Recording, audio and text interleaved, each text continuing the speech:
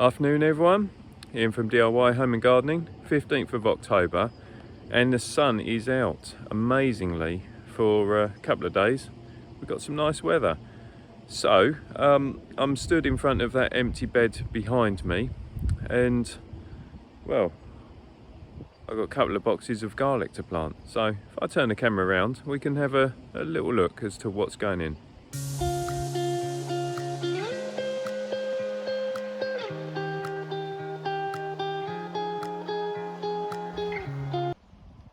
So for those of you that have seen my videos before on garlic, well, on the allotment, you'll know that I quite like garlic. And this year, well, I've got rid of a couple of varieties, but I've added in quite a few more. And equally, I'm giving over this 6-metre bed to garlic as well. So before we look at varieties, I guess we should have a look at the bed. As you can hopefully see, it's a raised bed. I only started at this particular allotment at the beginning of this year, so had a bit of work to do to improve it already. It has been dug through, it's had some more organic matter added into it, and what I tend to do is after a crop's finished, I dig out a section, starting at that end, dig out a section, put in some fresh manure to the base, and then the soil then gets put on top, and I'll work my way along until I've basically brought the soil or composted soil from the base to the top, the whole way across. So within this bed there's actually manure to about halfway now, and then on top is this sort of manure soil mixture.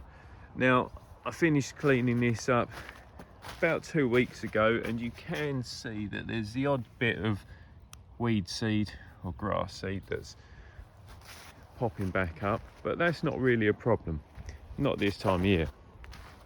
So as I say, going into this bed is the garlic. I've already prepped the bed in terms of soil, and I've already prepped the bed in terms of my spacings. So what I tend to do for ease is I put in screws at 15 centimetre spacings, and normally what I would also do is then put screws at this end at 15 centimetre spacings, and I run string lines across to create a nice well, hatched pattern of string, and I'll plant within that string matrix. Because this is a bigger bed, quite frankly, that's going to need a lot of string. So what I've done instead is I've just got a piece of timber, screw in one end, which basically acts as a stop. Got my line set up. So again, these are at 15 centimetre spacings, and that's just going to allow me to work one section at a time, getting my spacings right. So that is to allow my spacings, and for the most part all garlics other than elephant garlic want about 15 centimetre spacing between them. Equally onions do as well, but that's for another day. Okay, so we're looking at the garlic now. So left hand side I've got hardneck varieties, and on the right hand side we've got softneck varieties. Differences between the two. So the hardneck varieties are in the UK, they are more hardy than softnecks.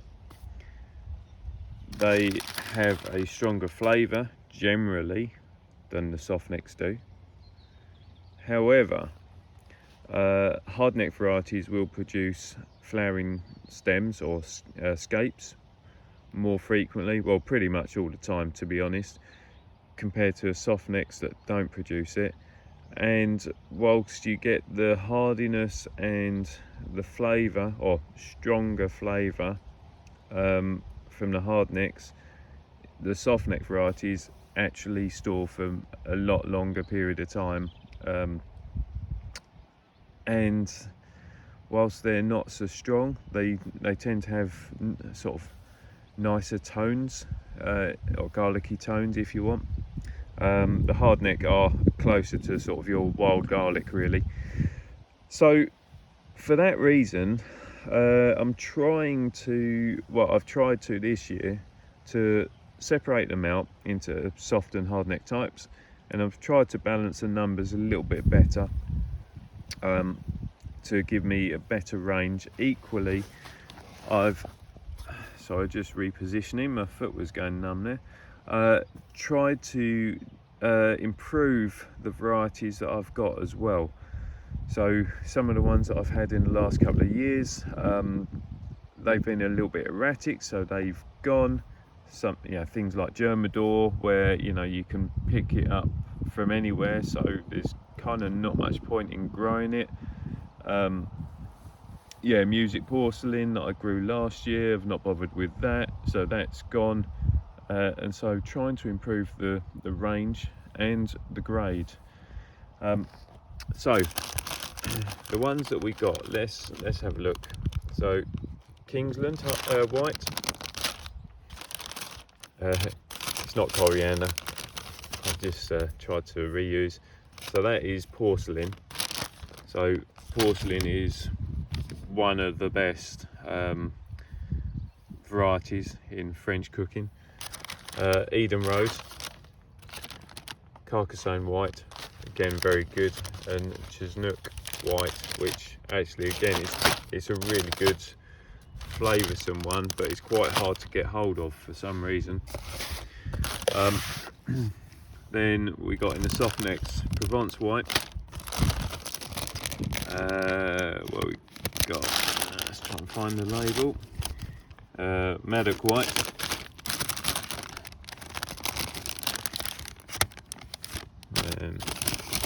Looks like Thermidrome, to be honest, but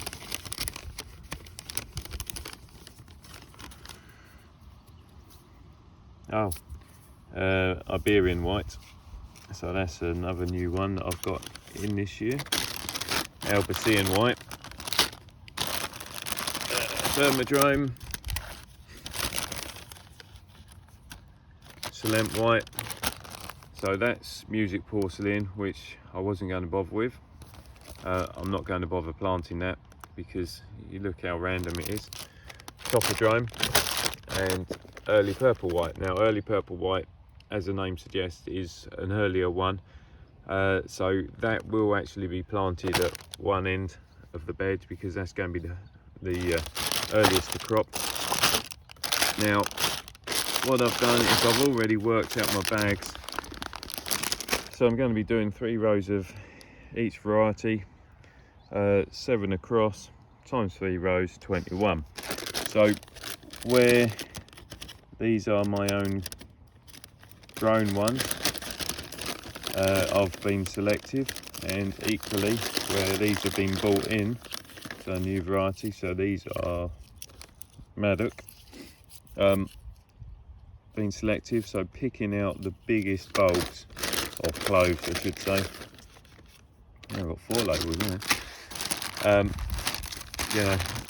If you pick out the bigger bulbs, they will give you,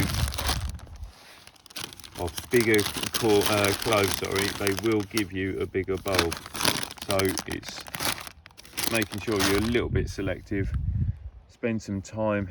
It's time consuming to separate out complete bulbs that you may have, but it's worth doing. So separate out your bulbs to find your biggest corms, and then you're saving them, and as I say, start planting really. Going to be using dibber, and generally speaking for garlic aim to be about 2 inches down. Now this is a tapered dibber as opposed to a ball nose or flat end dibber. So what I tend to do is I'll do the hole up to the end of the metal spear, if you like, working on the assumption that that is my 2 inches, and that last pointy bit is just going to break up a little bit of the subsoil. So quite simply, we're just driving down,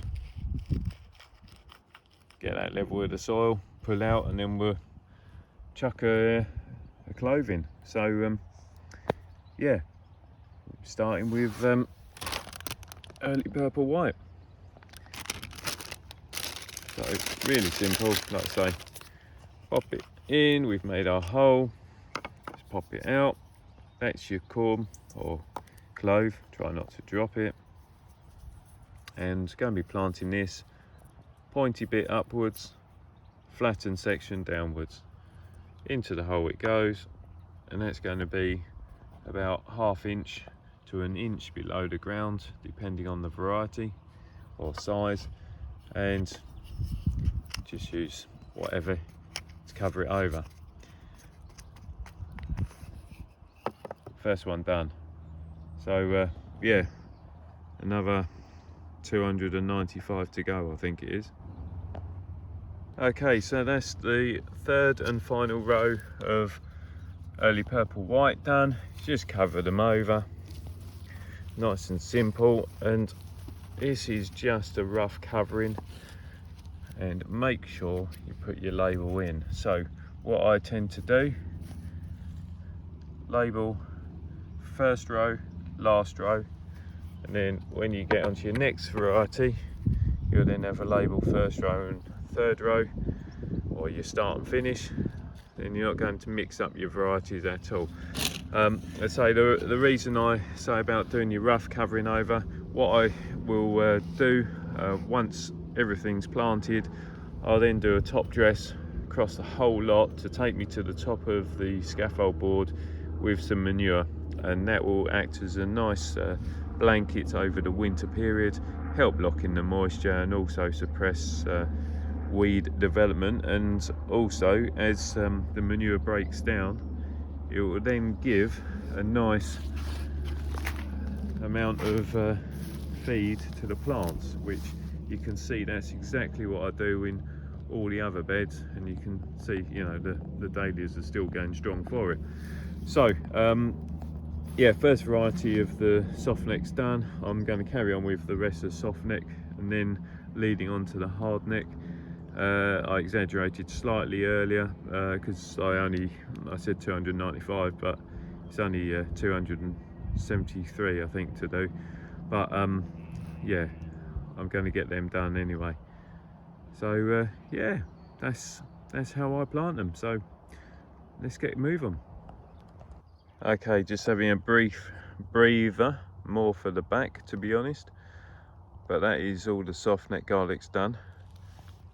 Hardneck's to do next, and you'll see that basically as I'm going across, do my holes, then just use my hand to fill in the planting holes and to break up, so you can kind of see the roughness of that side versus the relative tidiness of this side. Also, just a little thing that I tend to do, I only learnt from previous mistakes, is I set the labels a couple of inches away from the edge. I used to always plant them like that, but what you find is, more so in the summertime, as the soil sort of shrinks back from these boards, your labels all disappear. So set them back a couple of inches, you won't lose them. So anyway, better carry on before the lights have totally gone, because well, not got much time left. But yeah, onwards and upwards. Right, okay, so that is all done. Hardnecks and softnecks all done. 273 garlic cloves all planted and labelled, more importantly. Job done. Okay, so that is it. That's the first of my sort of autumn plantings done. You know, the garlic is always quite a significant one because it takes well, it takes quite a while to get done, just because of numbers and changing between the different varieties. But it's quite nice knowing that they are now in the ground and can kind of be left to do their thing. Following on from that would be the bed behind. which will be the elephant garlic. So that's going to be the next thing, and then well, the onions. So yeah, no stopping really for the next couple of weeks on the odd days off. But yeah, hopefully this video has been useful for you. Just so it gives you a bit of background as to how I do the prep work and the planting for getting the garlics in, which sets you up for a good growing season for next year. So yeah, if you do like what I'm doing, then please subscribe to the channel. It's always lovely to have more people coming on board, asking you questions and taking an interest. And you know, please don't forget to hit that reminder button so you don't miss out on the future videos. And I always say it, but it's so true, just enjoy what you're doing, have fun, and take the time to unwind at the same time. And if the opportunities present itself, then you know, try the odd new variety of something similar but different to what you like. So till next time, there you go, and bye for now.